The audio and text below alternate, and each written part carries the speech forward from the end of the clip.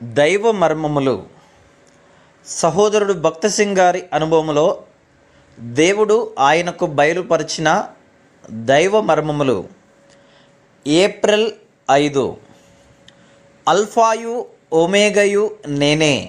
ప్రకటన 1:8. దేవుని యొక్క సంకల్పములోనికి వచ్చుటకు మనము ఇష్టపడినప్పుడెల్లా అపవాది భయంకరముగా పోరాడును. దేవుడు సూచక క్రియలు చేసినప్పుడు అపవాది నిశ్శబ్దముగా నుండును. అయితే దేవుడు తన పరలోక నమూనాను చూపించగానే అపవాది ఉగ్రుడగును. ఈ పరలోక సంకల్పములోనికి రాకుండా అడ్డగించుటకు ప్రయత్నించును. మన మనస్సులకు ఏది ఉత్తమమో దానిని చేయుచున్నచో అతడు మన జోలికి రాడు.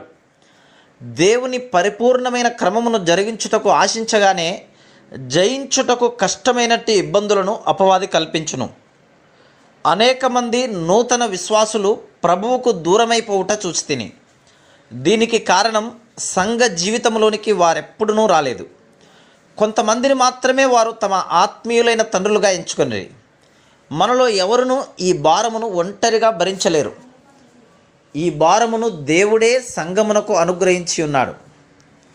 ప్రకటన 1:10-16 అనేక మంది ప్రజలు శ్రమలకు లోనై చెదరిపోవుటను చూచి అనేకులు చంపబడుట జ్ఞాపకం చేసుకొని అపోస్తలుడైన యోహాను కృంగిపోయెను.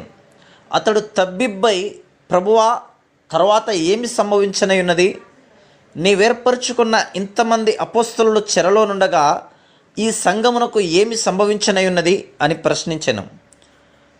ప్రభువు దినమున యోహాను ఆత్మలో ప్రార్థించుచుండగా వెనక నుండి వచ్చిన ఒక స్వరమును వినెను. మాట్లాడుచున్నది ఎవరో చూచుటకు అతడు వెనుకకు తిరిగెను. ముందు నుండి గాక ఎందుకు ప్రభు అపోస్తలుని వెనక నుండి వచ్చెను? ఇది నా ప్రశ్న. Praise the lord.